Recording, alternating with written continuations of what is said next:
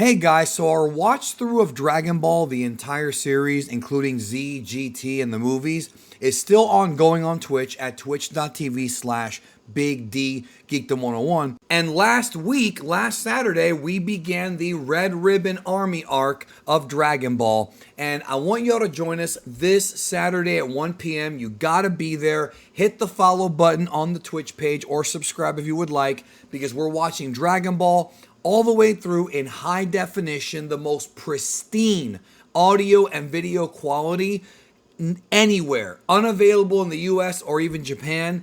Watch it with me Saturdays. It's a fun time. We have laughs, we have discussions. Trust me, y'all, it's a great time. Over on Twitch, twitch.tv/Big D Geekdom 101. We continue the Red Ribbon arc this Saturday, the 17th at 1 p.m. Eastern, so be there. All right, so it is that time of the month. Chapter 94 of Dragon Ball Super, the manga, is coming out in 1 week's time, and the official Dragon Ball website has, as always, for the past couple years at this point, given us the limited time sneak peek at the storyboards for the first few pages of the newest manga chapter. Now, we are still, unfortunately, in the retelling of Dragon Ball Super Superhero, which I speak for a lot of people because I read the comments that say this is going by so slow and I just want something new. I want Black Frieza. I want whatever's next. Whatever they have cooking for us, Planet Sadala, whatever they're going to do. Anything. But we know this story, and the changes Toyotaro has made to the story so far have not been all that interesting, although including some special scenes here and there have been appreciated. I think I speak for a lot of people when I say it could be done better. But if you like it, that's okay too. All we can do is hope it gets better. So let's go ahead and discuss this preview for Dragon Ball Super manga chapter 94 coming out in 1 week. It says here that it tells the story of the Dragon Ball Super superhero film, which came out a year ago this month in Japan. Long ago, a boy named Goku took on the Red Ribbon Army and destroyed the organization. Now, present day, Piccolo's busy doing everything he can to prevent the heinous villains behind the new Red Ribbon Army from rising once again. In the last chapter, Magenta and his cohorts came up with a scheme to kidnap Gohan's daughter Pan. Piccolo learns of the plot while infiltrating the Red Ribbon Army headquarters, disguised as one of their soldiers, and convinces the enemy to let him join the mission to abduct Pan. So that's where we're picking it up right here from where the movie left off, which is the scene where Piccolo goes with that Red Ribbon soldier who kind of looks like John Cena. I said that in one of my videos. It's kind of weird how he reminds me of John Cena. But they're there and they're going to kidnap Pan. Of course, Pan senses Piccolo's energy. Like, Pan knows that it's Piccolo. Pan knows, she recognizes him. She trains with him. Obviously, it's familiar territory for her. The Red Ribbon Soldier guy has no idea about these characters. He has no clue. He's just doing his job. He doesn't know that Piccolo is disguised as the Red Ribbon Army soldier. Of course, that leads to this image you see on your screen right here, which is Pan punching him, which was revealed yesterday in a early morning broadcast of the weekly DB news. Most of that had to do with the video games and the card games and whatnot, and the figurines coming out. They're putting out a figurine of Goku doing the Kamehameha with his feet from the 23rd tournament of Dragon Ball. And that's one of my favorite, most underrated Kamehamehas, when he did it with his feet. And that's awesome. That is awesome. So, anyway, let's get back to this. Maybe I'll get that figure at some point. So Pan knocks this dude out because obviously she suspects there's bad going on, but Piccolo kind of tells her to play along. We've seen the movie. Many of you have seen the movie. You know where this goes. We have that funny little line where they get onto the ship and Piccolo does not know how to drive, which, you know, they reference in the dub. The whole "I never got my license" line was added in to reference Dragon Ball Z episode 125, which is the episode where Piccolo and Goku got their driving lesson. And it's a lot of people's favorite filler.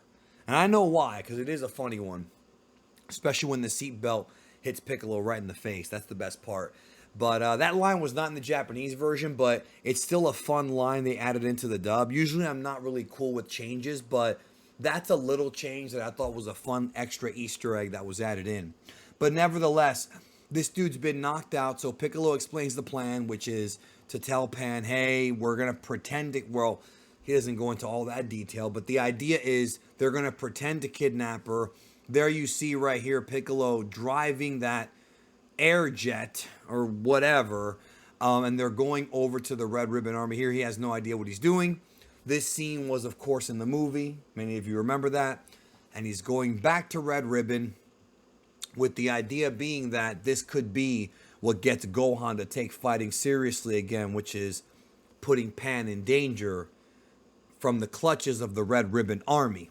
So that's pretty much what the plan is.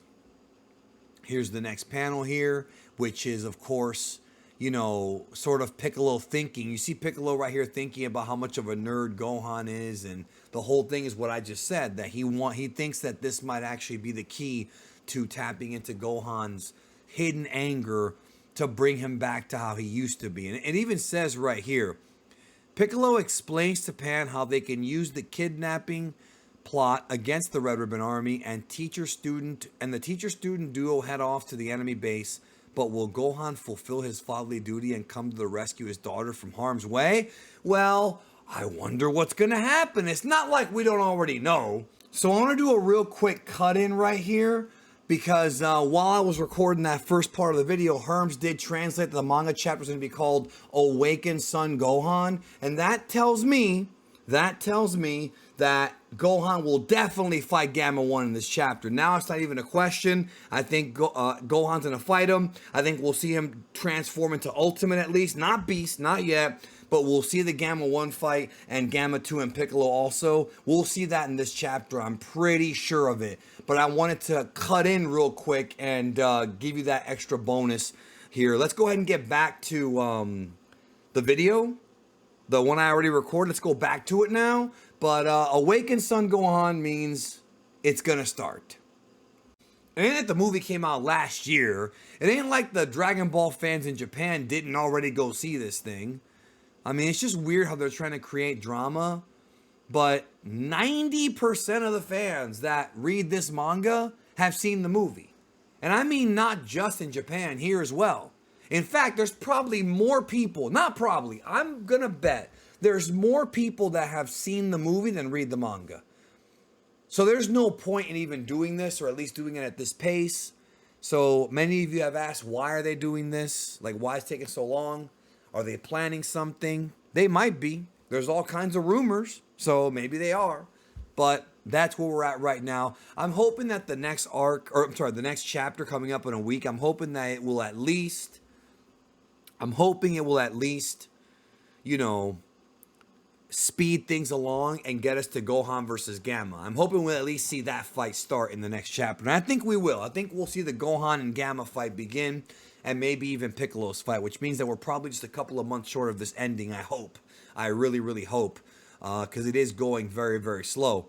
In 1 week, the chapter will be out. I'm going to be doing a stream on that day. I'll be doing a live stream. What I've been doing lately is I've been doing live streams the day the chapter comes out, instead of doing a review and a live stream. When we get to new stuff, like a new story arc, when we get to a new story arc and new things that aren't from the movie, then I'll go back to doing my traditional monthly reviews and the stream. But for right now, it's easier to consolidate everything into one stream. In 1 week, I will be here live discussing it with all of you. So with that being said, that's it. Take care. I'll see y'all in the next video. And this weekend, is Goku a bad father? I got the answer for you. The legitimate answer. Is he a good or a bad dad? Find out this weekend here on Geekdom 101.